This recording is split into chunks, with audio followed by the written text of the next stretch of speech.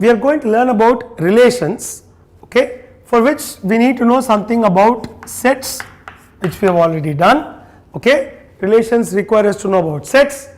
The next idea that we need to know is the idea called Cartesian product A cross B for two sets, where A is a set and B is a set. We need to know this idea called A cross B. Now what is A cross B? Well, it's best illustrated with an example. Suppose we say set A is the set, let's say A comma E comma O, and set B is the set 2 comma 7, okay. Now the Cartesian product A cross B contains the set of all ordered pairs. Now what do we mean by ordered pairs?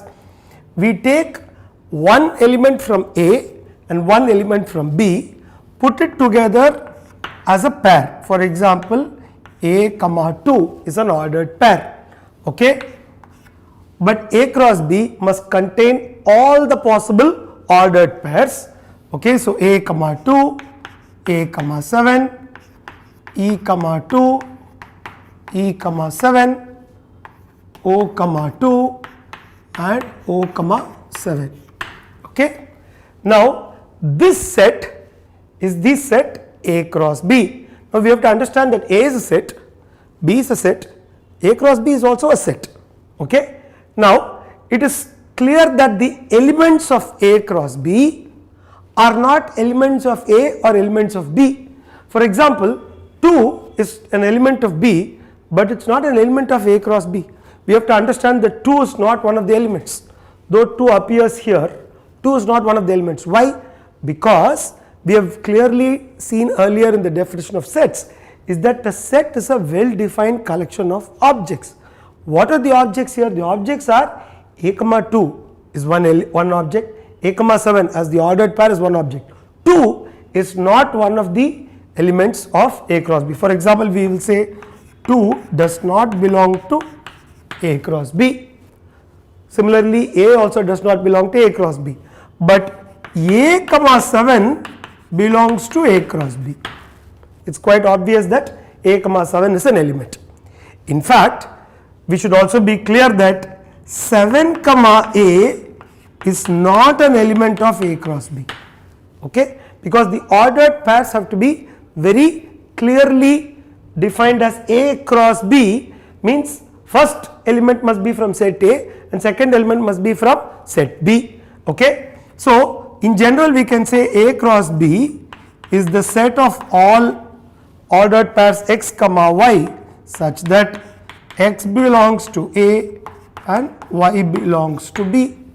This is A cross B. Now we can clearly see that A cross B is not equal to B cross A, because we just saw that B cross A will have a different set of elements, okay. Now you should understand that we can define something called A cross A. Now what would A cross A be? This is A, E, O. So A cross A will be the set of all ordered pairs with A and A. So it will have elements like A comma E till O comma O, okay. Now if n of A, so if how many, not if, okay, let us find the number of elements in A cross B. It is clear that if this has 3 and this has 2, there are 6 elements. So this is n of A into n of B, okay. This is the Cartesian product of two sets. We have understood some basic ideas about the Cartesian product so far and some properties, for example A cross B not equal to B cross A, etc. Now that we know what is a Cartesian product, we are ready to go into relations. So we know this already. We are ready to now define what is a relation. A relation, usually we use the symbol R, and if we have many relations we may call R1, R2, etc. is defined from a set A to a set B. So the first thing to understand is that relations are always from one set to another set. Is, now what is a relation? Okay, a relation is nothing but a subset of A cross B. That's all. Okay, a relation from set A to set B is nothing but a subset of A cross B. Let's take the example that we had seen earlier. So A is A comma E comma O and B is, let's say, 2 comma 7. Now we saw that A cross B is the set of all elements, all ordered pairs, A comma 2, A comma 7, E comma 2, E comma 7 and O comma 2, O comma 7. Now a relation from A to B could be any subset. For example, I can say A comma 2, E comma 7 and O comma 2. This has 3 elements. Okay. Now you can have this, we could call this R1 as the first relation. R2 could be simply the null set, because we know that a null set is also a subset of any set. Okay. This is called the empty relation. Okay, and you could also define an R3 which is simply A cross B itself, because every set is a subset of itself. This is called the universal relation.